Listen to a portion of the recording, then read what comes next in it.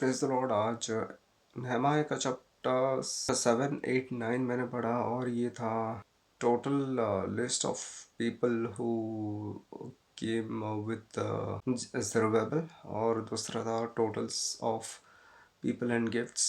और 8th chapter में ये था कि एजरा रीड्स द लॉ, और the day is holy, the feast of booths celebrated. और 9th चैप्टर में ये था कि the people of Israel confess their sin. तो 7th चैप्टर में ऐसा शुरुआत होता है कि वो कंटिन्यू होता है 6 से कि वो वॉल तो पूरा बिल्ड हो जाता है, और उसके बाद ये वॉल बिल्ड होने के बाद भी वो उनके बीच में जो गेट्स है वो फिक्स करना बाकी रहा था। और ये लोग उनके जो घर है वो घर सारे रिबिल्ड नहीं हुए थे। वो बहुत बड़ा सिटी था लेकिन उसमें बहुत कम लोग रह रहे थे।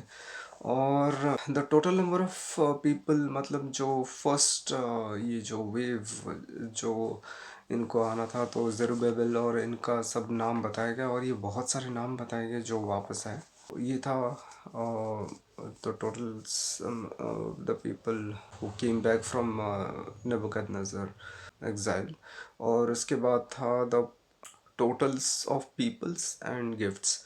तो पीपल कितने सारे आए, वो जो लीवाइट्स, प्रीस्ट्स और द टेम्पल गार्डियंस और सोलोमन सर्वेंट्स, वो सब भी थे, वो सब भी आए। उन सभी का नाम और नंबर्स बताए गए। और गिफ्ट्स गिफ्ट्स मतलब ये तो पिछले चैप्टर का ही एक पूरा हूबहू कॉपी था जैसा लगा। और इसमें 20,000 डायरेक्ट्स ऑफ गोल्ड और 2,000 मीनास ऑफ सिल्वर ये सब दे रहे थे। मतलब डिफरेंट हाई लेवल के पीपल जो हेड्स ऑफ फादर्स है, जो भी चीफ्स है, डिफरेंट लोग ऐसे दे रहे थे। ये वर्क किस लिए दिया गया वो तो नहीं बताया गया, लेकिन पिछले चैप्टर में जो बताया गया वो था to rebuild the house of the Lord.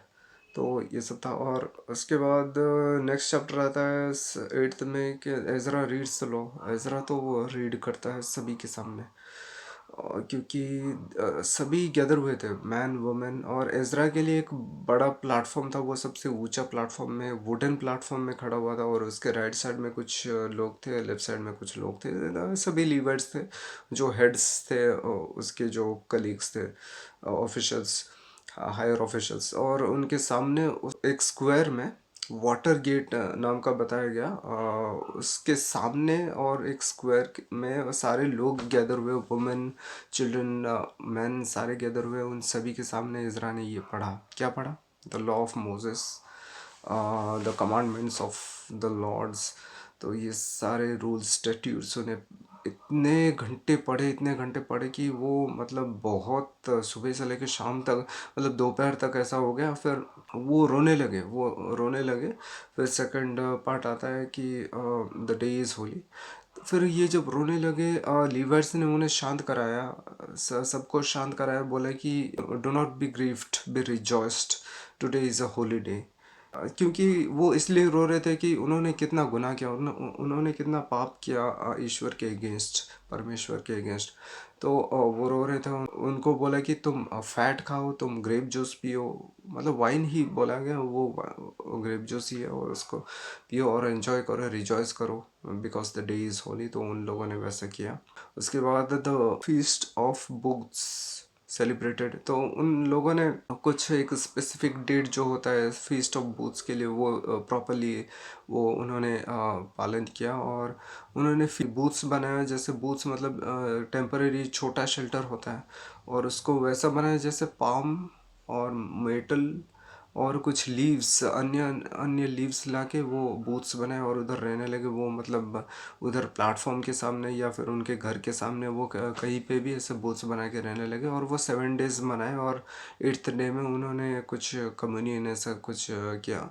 और लास्ट में द पीपल, जो 9th चैप्टर है उसमें ये बताया कि the people confess their sins. ये तो थोड़ा बड़ा चैप्टर था, तो इसमें ये बताया है कि उन्होंने रोया, उन्होंने बहुत मतलब सुबह से लेके दोपहर तक जब पढ़े उन्होंने, मतलब एजरा पढ़ा, लीवाइट्स आके पढ़े, उन लोगों के सामने फिर से वो जानना चाहते थे, मतलब लॉज ऑफ गॉड अच्छे से फिर से जानना चाहते थे। तो लीवर्स लोग जब पढ़े तो ये लोग रोए और बहुत ही मतलब डिसोबीडियंट रहे।